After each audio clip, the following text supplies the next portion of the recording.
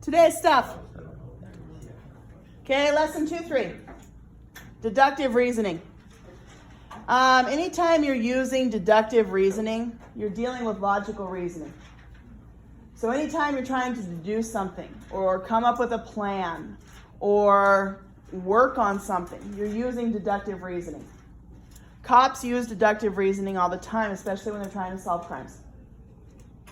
Okay, and like I told you about geometry, all about the proof, all about the reasoning, all about that good stuff.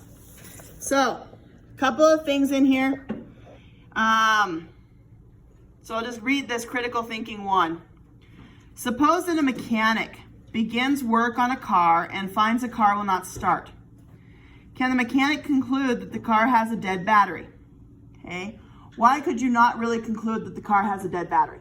Because It can be many, many things. And that's what deductive reasoning is all about. You're trying to figure out what the problem is, and you're trying to come up with a conclusion.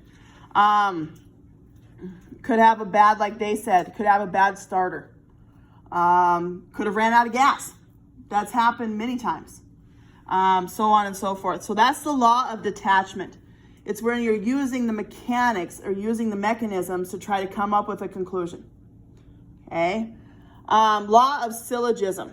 That's the next one. And I know in all of your homework assignments, you saw the P to Q, the Q to R, the Q back and forth arrows. That's law of syllogism. It's when we put things into symbols and try to go that route. Look at page 96. Page 96. So we're going to look at example 5. If a river is more than 4,000 meters long, then it's longer than the Amazon. If a river is longer than the Amazon, then it's the longest river in the world. The Nile is 4,132 miles long.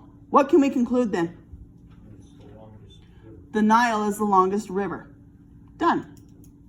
That's the type of problems you're going to be working on today. Okay.